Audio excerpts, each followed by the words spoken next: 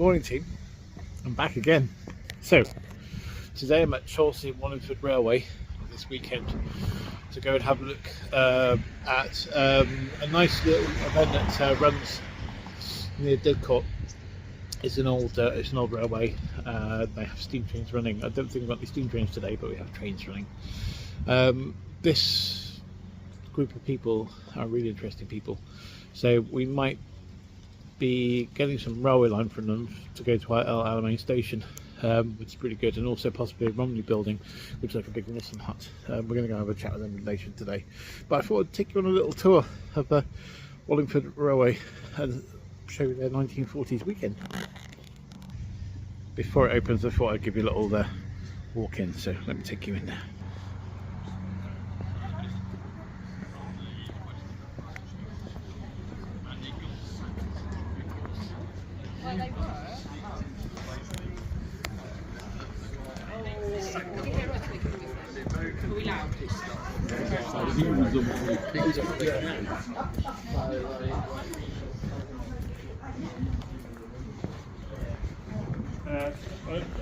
Depends who's on. Don't get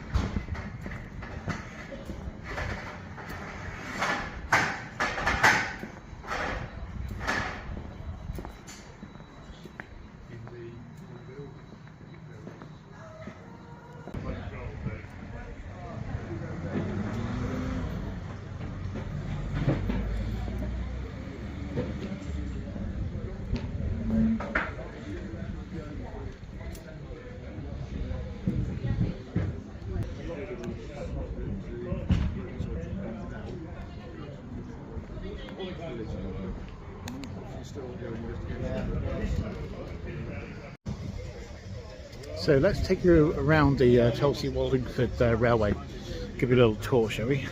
Okay, let me turn the camera around. So here's the entrance gates, and you've got some rationing, a store on rationing. And then you've got the main entrance here, and there is things about peace at wartime. Then we've got the ladies' craft, needlecraft, haberdashery, and a little shop there. We have a gents' hair parlour and a ladies' hair parlour. He's having her hair done at the moment. And we have the Home Guard. I think this is the Berkshire Home Guard. This is lovely. All the chaps. I'll take you onto the platform in a moment. Let's just take a little walk down here.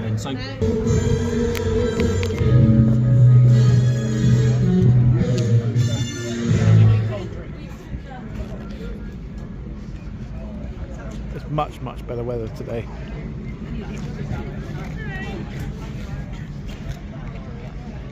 And there's this train's about to go off.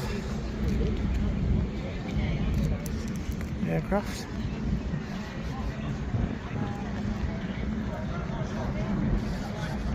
Amazing. The train and man the other end. Oh right, yeah. There's plans have changed.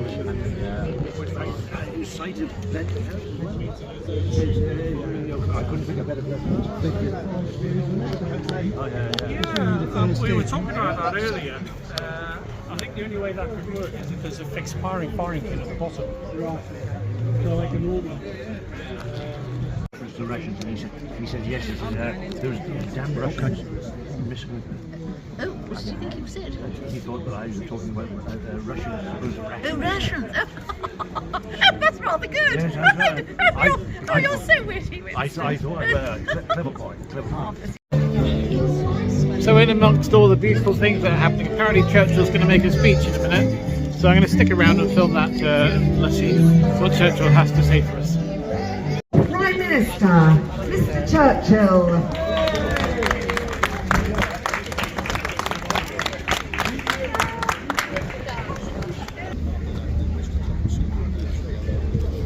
Distinguished guests, ladies and gentlemen, Thank you very much. I've not had a whistle like that in quite a long time, actually. Can I just say, when our wonderful May Blossom introduced me there, I was actually thinking she was talking about my dear friend Agatha Christie. Ladies and gentlemen, please, a round of applause for I think, one of the finest writers of books and plays and whatever. Agatha, you're wonderful. Bless you. Well, so are you, Winston, so are you. Bless you, you're very good. Well, ladies and gentlemen, I'd like to give a speech to you that I gave to Parliament 3 days after becoming Prime Minister. During this particular speech, you'll notice some words which, if you like, project forward to D-Day, and those words are exactly what we did on D-Day. So it was me, if you like, telling Hitler exactly what we were intending to do, but of course, I'm quite an intelligent person, and the one thing I didn't do was I didn't give him the dates. So this is the speech. This is the speech, in fact, that Lord Halifax, when asked what just happened, he turned to the gentleman, a member of Parliament, and said, "Churchill has just taken the English language and sent it into war." We have before us an ordeal of the most grievous kind. We have before us many long months of struggle and of suffering. You ask, what is our policy? I can say it is to wage war by sea, land and air. To wage war against a monstrous tyranny never surpassed in the dark, lamentable catalogue of human crime. That is our policy. You ask, what is our aim? I can answer in one word. It is victory. Victory at all costs. Victory in spite of all terror. Victory, however long and hard the road may be. For without victory, there is no survival. Let that be realized. No survival for the British Empire. No survival for all the urges and impulses of the ages that mankind may move forward towards its goal. But I take up my task with buoyancy and hope. I'm sure our fate is not to suffer, to fail amongst men. At this time, I feel entitled to ask the aid of all. And so I say, come then, let us go forward together with our united strength. Even though large tracts of Europe have fallen or may fall into the hands of the Gestapo and all the odious apparatus of Nazi rule, we shall not flag or fail. We shall go on to the end. We shall fight in France. We shall fight on the seas and oceans. We shall fight with great confidence and great strength in the air.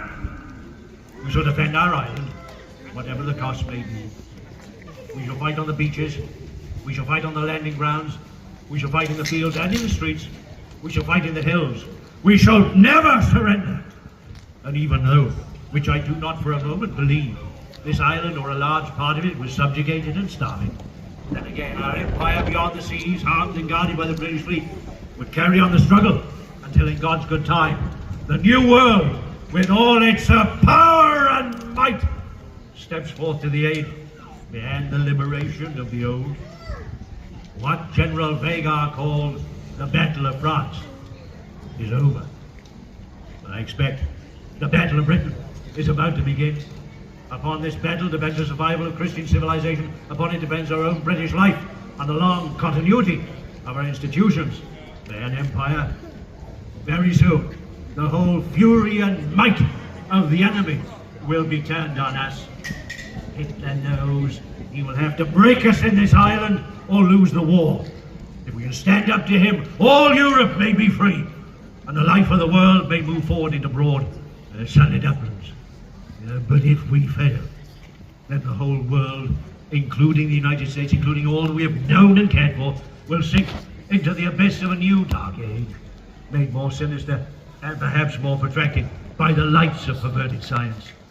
Let us therefore brace ourselves to our duties, and so bear ourselves that, if the British Empire and its Commonwealth lasts for 1,000 years, then we'll still say, this was their finest hour. Advance, Britannia! Long live the cause of freedom! 3 cheers for their majesties! Hip hip! Hooray! Louder! Hip hip! Hooray! Hip hip! Hooray! Hip hip! Hooray! Thank you.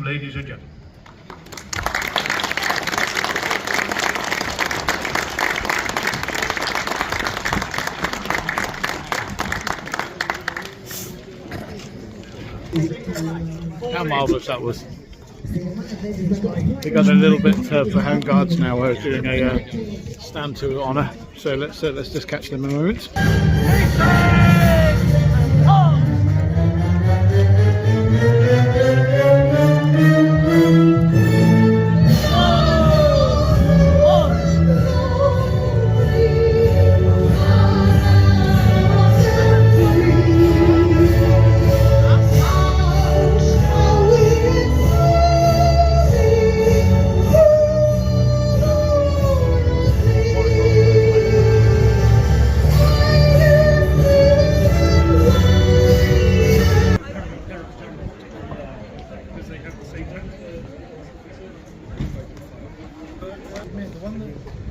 The one that I like doing the most, I seem to get the most attention for it. So I'm here with Berkshire Home Guard, and we have Paul. Paul, are you the captain? Is that right?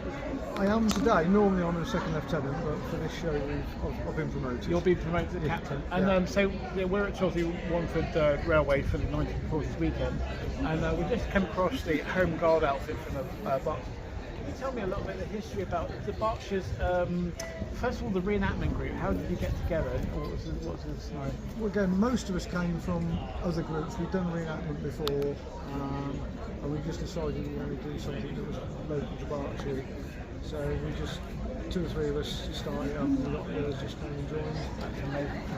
Do you know how many of you are in your group? We've got 10 at the moment. Wow, So that's it's quite a pretty small good. group, but most people are fairly active. So it's a small but busy group. And in our show this year, actually, White Horse Military Show, we saw the Berkshire Home Guard actually made a building and the bombed out crater. What I personally thought was amazing. I loved it. I actually took some time out to come and have a look at you guys, and it was, it was pretty amazing.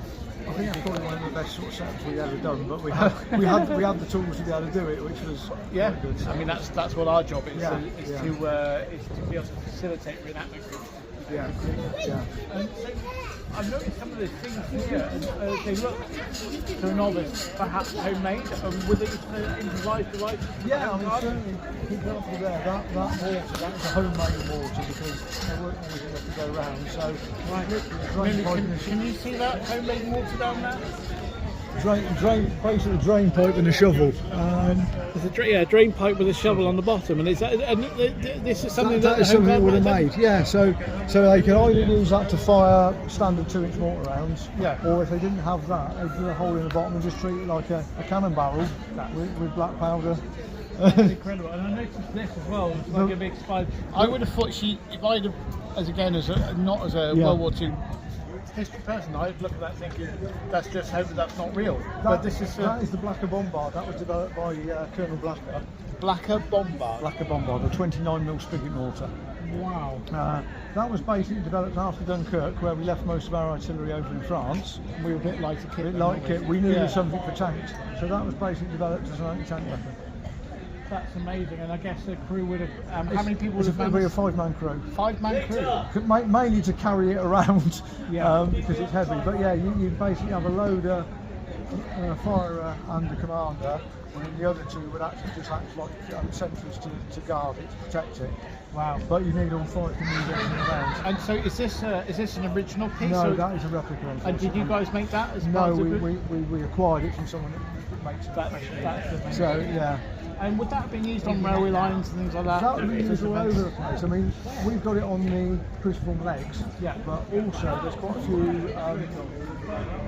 not pillboxes, but emplacements for them. So like a round ditch with a concrete pillar with a steel pin in the middle, that would just drop on the steel pin so they could actually fire it from within the trench.